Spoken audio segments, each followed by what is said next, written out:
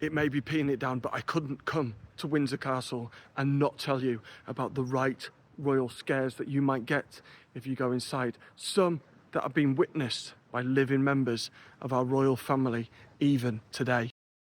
As most of you know, King George III sadly was said to have gone mad, and although he spent some time in Ravenscar near Scarborough, he was confined here at Windsor as well.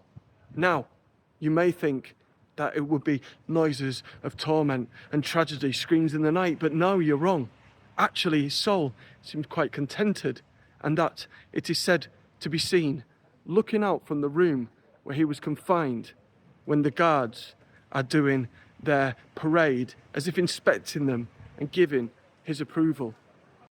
Another window ghost is at Dean's Cloister in the castle, and that is of Anne Boleyn.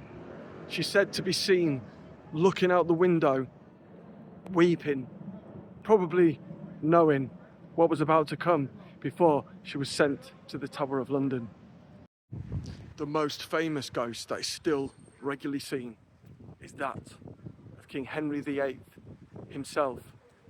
But you hear him before you see him, and it must be his ghost of later life still here in purgatory, because you hear moans, groaning, and a limp with a back leg being dragged, his ulcerated leg and his large girth making it difficult for him to walk and navigate along the corridors.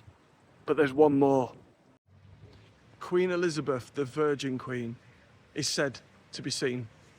Not just said, we know that she is still seen, because it has been reported by members of the current royal family have been witnessed here in the library.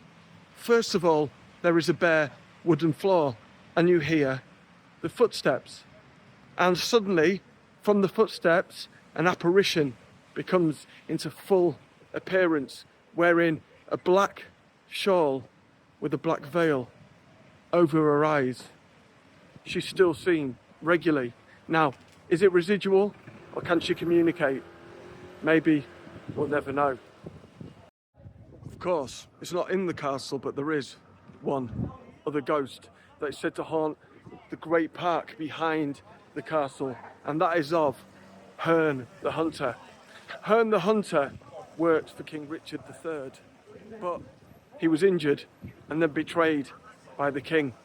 And this great shame and facing poverty, he hung himself from a tree, and there his ghost still remains. If you go into the park, you see a great hulking figure of Herne the Hunter, known for also having antlers coming out of his head. On one side of the street, you got loads of homeless people. On the other side, a massive castle that people only live in a few days of the year.